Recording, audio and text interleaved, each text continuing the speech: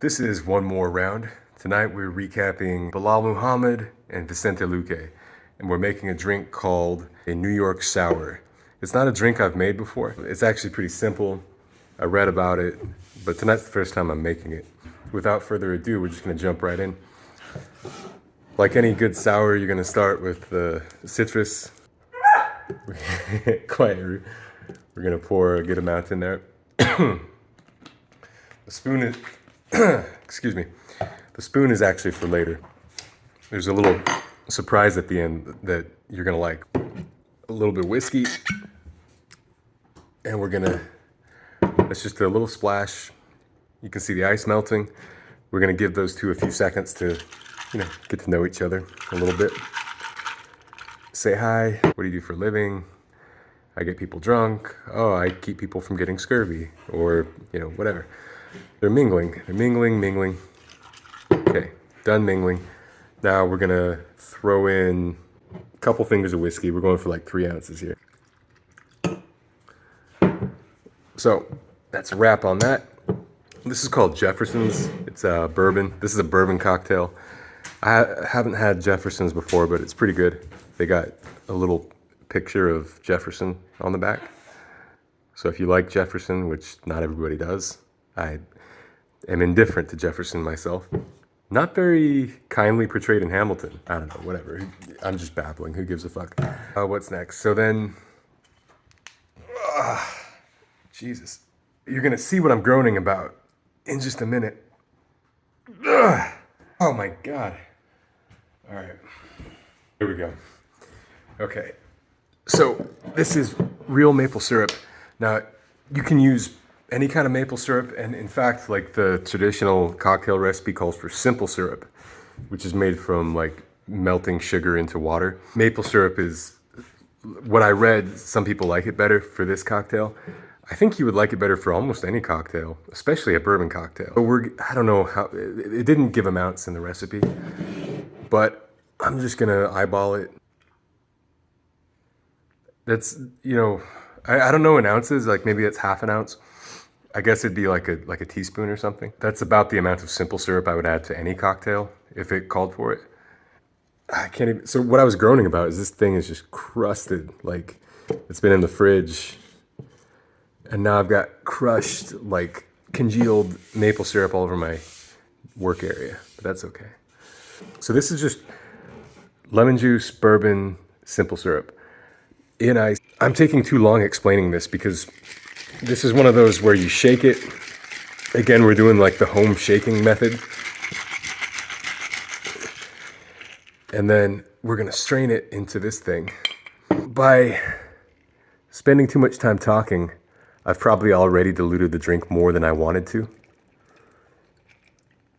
So don't do that. Like if you make this drink, just don't do that. Just don't do it. I probably should have had that on camera while I poured or while I cold strained. Anyway, that's gonna be just like a tasty whiskey sour, essentially as is. But the kind of cool thing here, you add red wine. This is my dad's favorite wine. It's called Hess. Normally, putting wine in a cocktail, not the best idea. Here we're just doing a little bit, and it's really more for color than anything. Back of a spoon, slow pour. Just about do it. So there you go, New York Sour is what they call that. Lemon juice, bourbon, maple syrup, red wine, gigantic ice cube, cold strained, and layered. And the layering effect is quite nice, I like that. You could use a dark rum for that as well. Anything dark, just float it.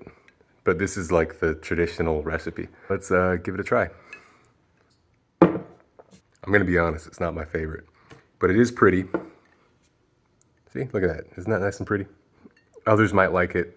I think I'll just drink the bourbon straight, but yeah, pretty. So there we go.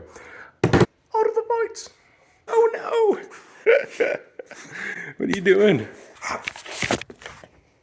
Just finished the fights and Bilal Muhammad is the victor. So Zombie Bear, Bilal Muhammad. Vicente Luque was the loser. So Psychotic Bunny is Vicente Luque.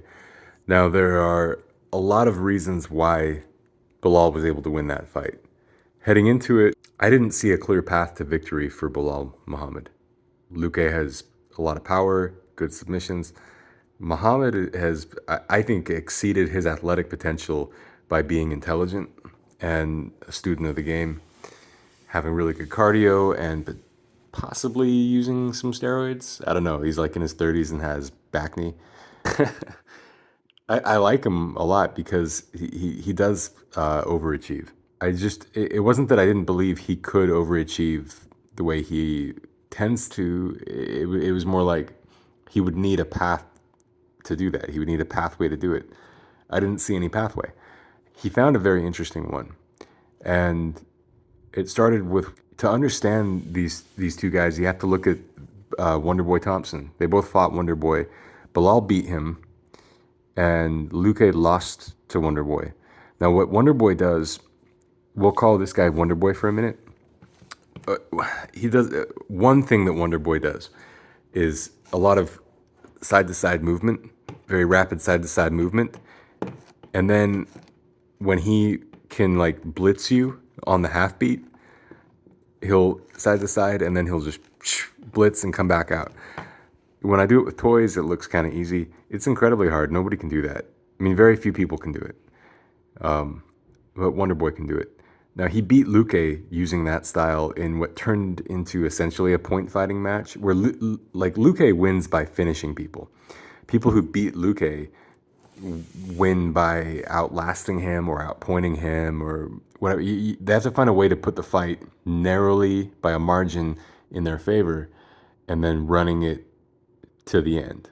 Like, you're not going to put Luque away. The guy's like 90% jaw muscle, like, and he's got really good jiu-jitsu. Like, how are you going to put him out?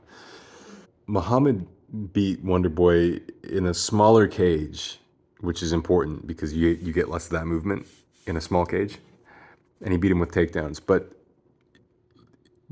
I think he looked at how Wonderboy beat Luque, and see, when I was thinking, I'm like, well, Muhammad can't beat Luque the way Wonderboy did because he can't do this side to side and then blitzing. Like, that's elite karate footwork. Karate kickboxing footwork that Wonderboy's using when he does that. But what Muhammad did, and I'm an idiot for not thinking of it, but I mean, really, I don't know that we've seen any other strong examples of it before. So now this is Bilal Muhammad. This is Luque. Muhammad's going side to side just like Wonderboy, but then out of nowhere, after going side to side and striking with Luque for like minutes on end, he shoots a takedown. And he used that in almost every single round of the fight and was just really catching Luque off guard. And it's that side-to-side movement that not only like freezes him, but it keeps Luque responding to the change in direction because he's trying, he's taking the center, so he's using a lot less energy. But he still has to like head off that movement, he has to cut off the cage. So as he's moving on the outside like this, Luque in his Muay Thai stance is like trying to cut him off. And he's focused on that. And then the little striking exchanges they get into, he's focused on that as well. And he's just not prepared for those takedowns because of all the side-to-side action and because Muhammad was so patient. He was so patient with the takedowns. I mean, he would engage in these like footwork, striking, like chess game things for 3 or 4 minutes before he shoots the takedown. And then he got it on almost, I think Luque might have stuffed 1 or 2 of them, but most of them Muhammad got. So to me, that's the story of the fight. There's a lot more to talk about, but I try to keep these relatively short. That's the story of the fight. Bilal Muhammad victory. Keep that hand up. Put you there. Vicente Luque, we'll see you later. That's one more round. Cheers.